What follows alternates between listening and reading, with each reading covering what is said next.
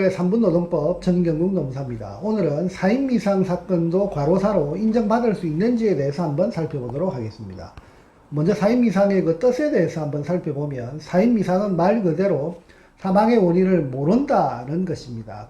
다시 말해서 사람이 사망을 했는데 그 사망의 원인에 해당되는 의학적인 병명을 모른다라고 하는 것이고, 이런 경우는 어떤 경우에 4인 이상의 사망진단서가 나오는지를 설명드리면, 병원에 실려가기 전에 이미 사망한 채로 병원에 실려갔다, DOA 상태라고 하는데, 이런 이미 사망한 상태로 병원에 실려간 경우에 결국 병원에서도 의학적으로 사망의 원인을 모른다라고 판단을 해서 4인 미상 이렇게 기재를 하는 경우가 많습니다. 그러면 산재 처리를 하는 과정에서 이 4인 미상 사건을 어떻게 극복할 것인가를 간략히 설명을 드리면, 크게 보면 두 가지가 있습니다. 그 첫 번째는 장례를 아직 치르지 않은 상태였다라고 보면 그 사체를 부검을 해서 사망의 원인을 의학적으로 부검 감정서라고 하는 소견을 바탕으로 사망의 원인을 찾아내는 것입니다. 그리고 그 찾아낸 그 사망의 원인이 뇌출혈이든 뇌경색이든 심장질환이든 이러한 특정한 원인으로 인해서 사망했다라고 하는 것이 확인되면 그 사망의 원인과 업무 간의 인과관계를 찾아내는 그것이 바로 산재 처리를 진행하는 것이다, 이렇게 보시면 되겠습니다. 하지만 부검을 하지 않은 채로 이미 장례가 다 치러졌다, 그리고 장례가 다 치러진 이후에 산재 처리를 해야 되겠다라고 판단을 해서 산재 처리를 진행한다고 하면, 이런 경우에는 어떻게 해야 될 것인가? 할 수 있다고 하면 응급실에서 환자를, 그리고 사체를 맨 처음 맡았던 그 담당 의사를 찾아가서, 만약에 그 의사가 판단하기에 심장마비다라고 추정은 가능하다라고 해서 그 소견이라도 써주신다고 하면 그 추정 소견을 바탕으로 산재 처리는 한번 진행해 볼 필요가 있다, 이렇게 보시면 되겠습니다. 하지만 보통 일반적인 의사들은 그 추정 소견도 거의 안 써줍니다. 따라서 만약에 추정 소견조차도 써주지 않은 경우에 그러면 어떻게 해야 될 것인가? 부검도 하지 않았고 그리고 추정 소견도 못 썼을 경우에는 어떻게 할 것인가?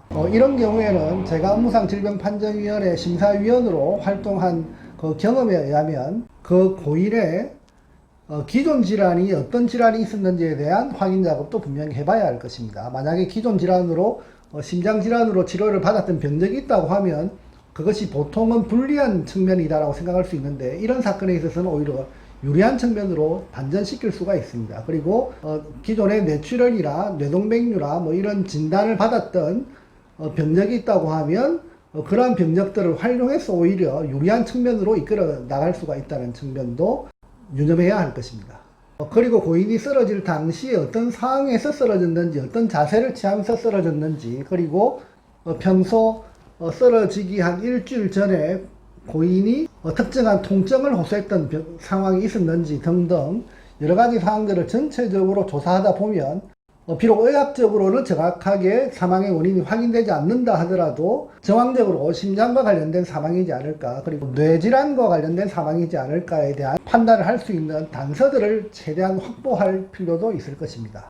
그런데 만약에 부검도 안 했고 응급실의 주치의사가 추정소견도 작성해 주지 않고 고인의 사망 전 일정 기간 동안 뇌 또는 심장과 관련된 질환에 대한 치료 병력도 전혀 없고, 그리고 쓰러질 당시에도 전혀 특정한 단서가 포착되지 않은 상태에서 만약에 4인 이상으로 인해서 사망을 한 것으로 최종 확인되었다고 한다면, 아무런 단서가 없다, 이런 경우에 그러면 어떻게 할 것인가? 최악의 경우죠.